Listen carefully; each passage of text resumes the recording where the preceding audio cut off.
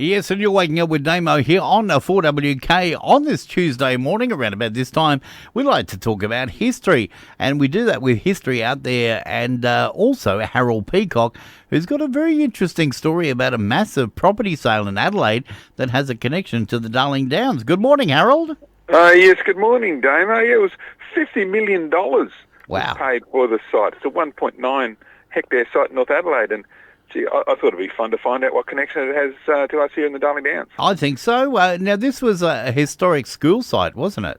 Yeah, look, it's on the site is a beautiful historic building called Hebbert Hall, and that was built in 1882 as part of Whinham College. Now, the college was named after its founder, John Whinham, but the college only lasted until 1898. So there's a short window there, but you know, there's a few Darling Downs and Western Queensland boys who went to the school. Oh. Yeah, look, first of all, there's Alexander Gilmore of Tarilla Station in the Surat district, from where I reckon on a good night with the winds blowing in the right direction, I think he could have heard it 4WK back in the day. Yeah, probably. But yeah, look, anyway, Alexander completed his education at Whinham College and became one of the best sheep and wool judges in Australia. Now, he was chairman of the Warwickshire Council and a member of the St George Rabbit Board for many years. At the Prickly Pear Royal Commission at Parliament House in 1923, gave evidence that seed could lay dormant for 20 years. Now, of course, Australia's farming country was saved from the prickly pear with the introduction of the Cactoplastus moth in 1926. And Milton, he played a small part in action leading up to that. Oh, there you go. Yeah. And then there was another old Whinham College boy. He was called David Milton Murray. Now, he was a regular on the Darling Downs, visiting his sister Esther at Warwick. Now, he was called by his middle name, Milton, and his brother-in-law was Charles Council, who was one of the very first selectors of grazing lands, grazing farms in Queensland. Of course, he lived in Warwick. Another of Milton's brothers-in-law was Christopher Coppin Jr. Coppin was a pearler in Western Australia, and he survived the big blow of 1887, which was one of the worst marine disasters in Australian history, in which almost the entire Australian pearling fleet sunk with a loss of 140 lives. Now, Milton's father-in-law was old Chris Coppin Sr., who was a pioneer of Western Australia. Coppin's uncle was the Honourable George Coppin, who was a comedian, politician and philanthropist. It was Coppin who imported 6 camels from Yemen and in 1860 unsold them to the Burke and Wills expedition.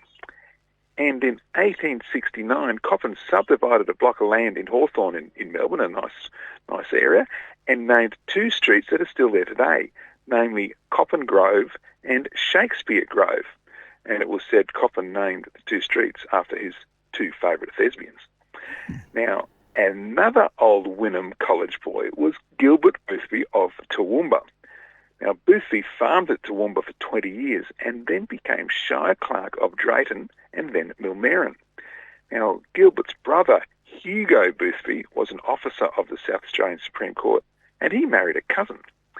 Another brother was Guy Boothby, who was a novelist best known for a series about a criminal mastermind who was a forerunner to Fu Manchu.